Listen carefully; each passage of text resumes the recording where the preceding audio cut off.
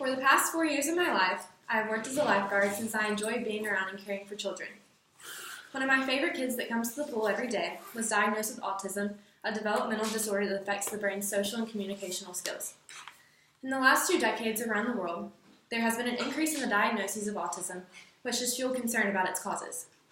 So what actually causes autism? Many parents today believe that the vaccinations are the main cause of autism. Because they believe this, many have stopped vaccinating their children.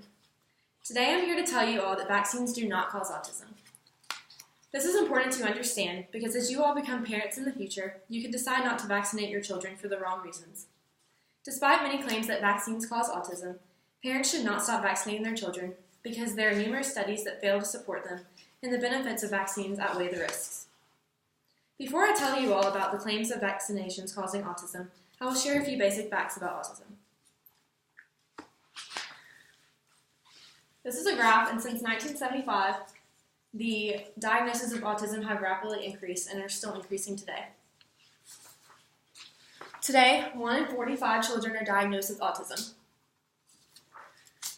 This is a kid that had been diagnosed with autism, but as you can see, he looks just like all the normal kids his age. And this is because autism is a developmental disorder of the brain and causes kids to be mentally slow and not physically. Now I will tell you all about the first claim about vaccinations causing autism.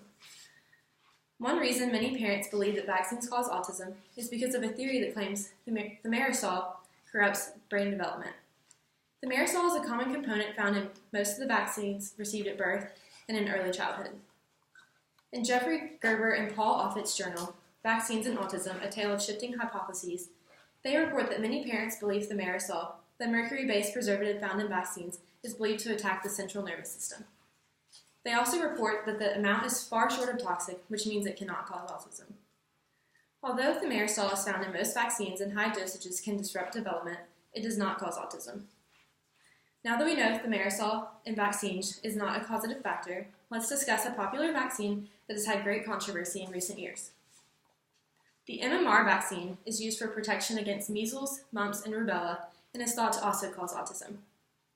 Gerber and Offit state the MMR vaccine is believed to damage the intestinal walls, releasing proteins eventually traveling to the brain and causing damage.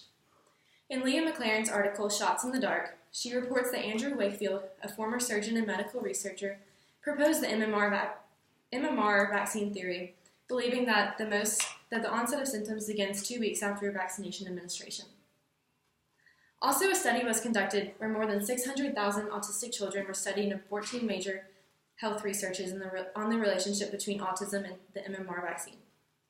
This study was conducted in the US, the UK, Denmark, and Finland, but however, researchers were not able to reproduce the link. The MMR vaccine is a necessary vaccine given to babies and children and is thought to cause autism, but that link can never be reproduced. Now that we see the second claim has been disapproved, let's discuss the third claim. As a child, I can remember going to the doctor and receiving 2 to 4 vaccines at one time. The administration of multiple vaccines at one time is thought to overwhelm the child's immune system and disrupt the brain's developmental processes, evidently causing autism. In the article, The Risk of Autism is not increased by too many vaccines too soon. When comparing the number of antigens from repetitive vaccines in a normal child versus an autistic child, Dr. Frank DiStefano concluded that they were the same in both. All of the current theories supporting multiple vaccines as a direct cause of autism have been shown to be flawed or incorrect. Although vaccines can be overwhelming, there is not enough research to back up the claim that multiple vaccines cause autism. Now that we know the 3 most important claims about why people believe vaccines cause autism, let's discuss the most likely contributing factors to the cause. Many researchers today believe genetics is a causative factor because there is evidence to back it up. For example, the little boy at my work that has autism has an older brother that was also diagnosed with autism. However, environmental factors such as certain medications taken during pregnancy play an even larger role in the cause than genetics. In the California Autism Twin Study, Arlene Kaplan said that researchers found that shared environmental factors explain 55% of the liability to autism, comparing with a genetics heritability of 37%.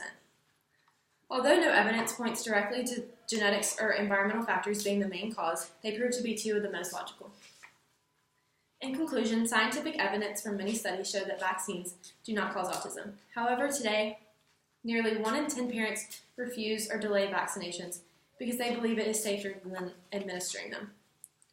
Carol Polivoy states in her article, Autism and Vaccines, parents who think that vaccines cause autism may not have their children get the vaccines they need, a choice with serious potential health risks.